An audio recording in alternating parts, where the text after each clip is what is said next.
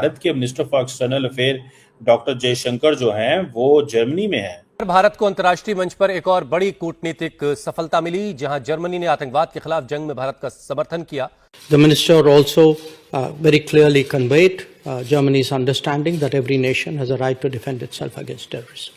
Yes, absolutely. Germany will support any fight against terrorism. अगर आप जो जर्मन स्टेटमेंट पढ़ें जो जर्मनी की लीडरशिप ने आज दी है, तो वहाँ भी ये सवाल हुए कि क्या जर्मनी फुली सपोर्ट करता है इंडिया को in its fight against terrorism. तो जर्मनी ने कहा yes, we fully support. Doctor Jaishankar Germany पहुंचे और जर्मनी में दो बातें डॉक्टर जयशंकर ने बोली। पहली बात, उन्होंने पूरी दुनिया को समझाया, स्टेज था जर्मनी लेकिन ऑडियंस थी पूरी की पूरी दुनिया। और भारत पाकिस्तान के खिलाफ एक नया ऑफेंसिव लॉन्च करना चाहता है। वहीं ऑपरेशन सिंदूर पर जर्मनी के विदेश मंत्री जोहान वेडफुल ने कहा कि आतंकवाद के खिलाफ भारत को अपना बचाव करने का पूरा अधिकार है और जर्मनी आतंकवाद के खिलाफ किसी भी लड़ाई का समर्थन करेगा।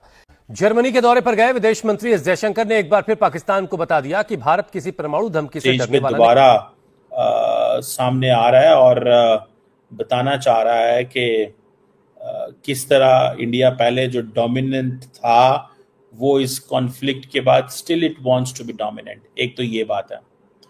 दूसरी इसमें बात ये भी है कि इंडिया जो है, अगर आप जो जर्मन स्टेटमेंट पढ़ें जो जर्मनी की लीडरशिप ने आज दी है, तो वहाँ भी ये सवाल हुए कि क्या जर्मनी फुली सपोर्ट करता है इंडिया को in its fight against terrorism. तो जर्मनी ने कहा yes, we fully support. But the question is, जब जर्मनी पाकिस्तान के साथ खड़ा होगा तो वो कहेगा कि we support Pakistan fight against terrorism as well. समझ रहे हैं बात? सो जर्मनी जब पाकिस्तान के साथ खड़ा होगा तो पाकिस्तान के साथ बात करेगा, जब इंडिया के साथ खड़ा होगा तो इंडिया की बात करेगा। इंडिया समझता है कि नहीं, हमें हमारे साथ ये हैं, हमारे साथ ही इनको रहना चाहिए। That is what they think, that is what they understand. So that is one thing. The other thing is, सवाल ये पैदा होता है कि आईएमएफ सिर्फ इसकी वजह से आया है।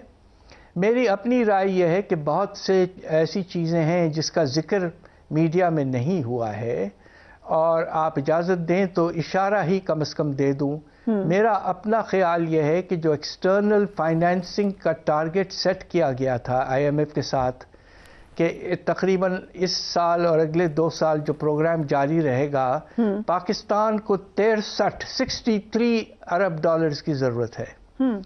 और ये देखना है कि ये इतना बड़ा अमाउंट कैसा पूरा होगा।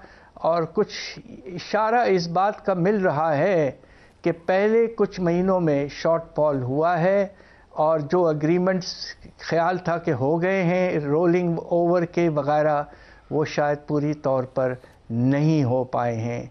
और इसलिए आईएमएफ परेशान है कि पाकिस्तान का फाइनेंसिंग गैप कहीं बढ़ ना जाए और उसके नतीजे पर रिजर्व्स पर बुरा असर पड़ना शुरू हो जाए। Okay, interesting. But finance minister ये कह रहे हैं कि हमारी मईशत की कारकर्दगी पर आईएमएफ हैरान है, लाइक इन अ हैप्पी वे। उन्होंने ये भी कहा कि हमारी महंगाई सिंगल डिजिट में आ गई है, हमारे पास 2 हफ्ते का इंपोर्ट बिल था, अब 2.5 महीने का है। आपको लगता है कि हमारी मईशत इतनी बेहतर हो गई है that finance minister should be so optimistic? I do share his optimism to some extent कि माशाल्लाह अल्लाह के फजल से जो अफरात ज़र की रफ्तार है वो उसमें कमी ज़रूर आई है।